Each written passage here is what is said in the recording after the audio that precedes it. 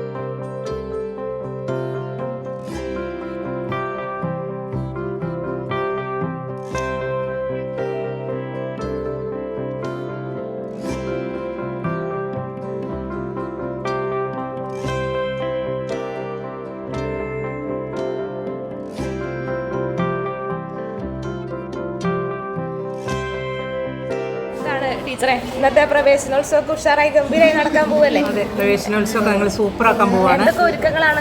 നമ്മൾ അതിനുവേണ്ടി ഡെക്കറേഷനുകളും കാര്യങ്ങളൊക്കെ നടത്തി. നമ്മുടെ വാർഡ് മെമ്പർ കോമൾ ടീച്ചർ അതിൻ്റെ ഉദ്ഘാടന സെഷൻ നിർവഹിക്കും. പിന്നെ പൂർവ്വ വിദ്യാർത്ഥികളെല്ലാം കഴിഞ്ഞ വർഷം കുമാരൻ മാസ്റ്റർ സ്മാരക സ്കോളർഷിപ്പ് നേടിയ കുട്ടികൾക്കുള്ള ട്രോഫികൾ, ക്യാഷ് അവാർഡ് വിതരണമുണ്ട്. അതേപോലെ തന്നെ നമ്മുടെ രക്ഷിതാക്കൾക്ക് വേണ്ടിയിട്ട് നല്ലൊരു ബോധവൽക്കരണ ക്ലാസ് നടത്താൻ ഉദ്ദേശിക്കുന്നുണ്ട്. കുട്ടികൾക്ക് മധുരം കേക്ക് കൊടുക്കുന്നു, പെന്ന് കൊടുത്ത് കുട്ടികളെ സ്വീകരിക്കും. ഇത്രയാണ് നമ്മൾ ഇന്നത്തെ ഉദ്ഘാടനത്തിന് തീരുമാനിച്ചിരിക്കുന്ന കാര്യങ്ങൾ. പുസ്തകങ്ങളൊക്കെ എത്തിയിട്ടുണ്ടല്ലോ, എല്ലാം റെഡിയാണ്. പാഠപുസ്തകങ്ങൾ എത്തിയിട്ടുണ്ട്, കുറേ വിതരണം കഴിഞ്ഞിരിക്കുന്നു. അപ്പോൾ ഗീത ടീച്ചർ റിട്ടയർ ആയതിൻ്റെ ചുമതലയിലേക്കാണ് ഇപ്പോൾ ബിജു ടീച്ചർ വന്നിട്ടുള്ളത് അല്ലേ? അപ്പോൾ നല്ലൊരു ഉത്തരവാദിത്തമാണ് കിട്ടിയിട്ടുള്ളത് അല്ലേ? ഭംഗിയായിട്ട് നിർവഹിക്കാൻ കഴിയട്ടെ. Okay, thank you. രക്ഷിതാക്കൾ എന്നുള്ള നിലയ്ക്ക് എല്ലാവരും കൂടെ ഉണ്ട്. അതെ, നിങ്ങളുടെ സപ്പോർട്ടാണ് നമുക്ക് ആവശ്യമുള്ളത്.